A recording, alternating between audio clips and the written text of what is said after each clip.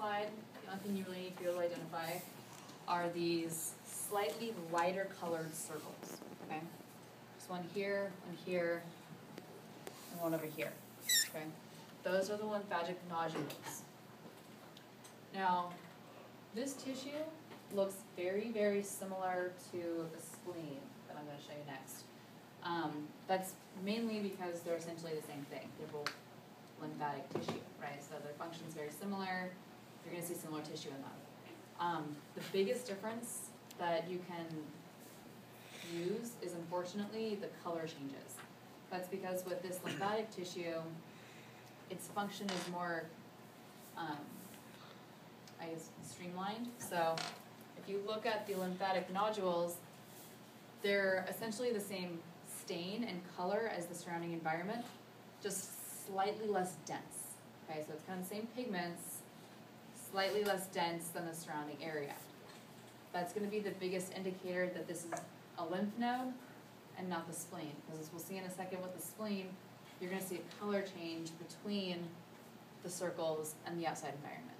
Okay, so if you see it and it's the same color, just a less dense circle, so it looks a little bit lighter, that's how you can tell without fail that it's a lymph node.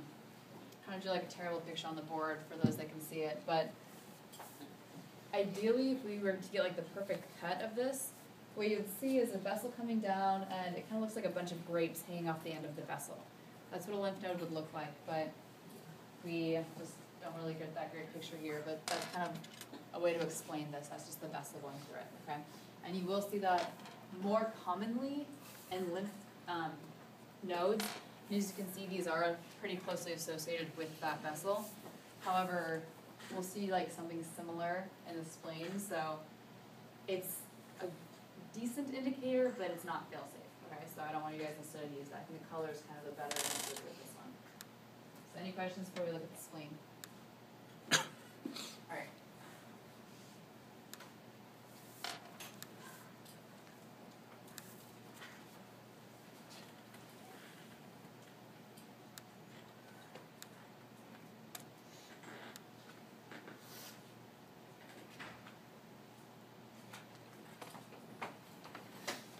Okay, so with this guy, we have the spleen.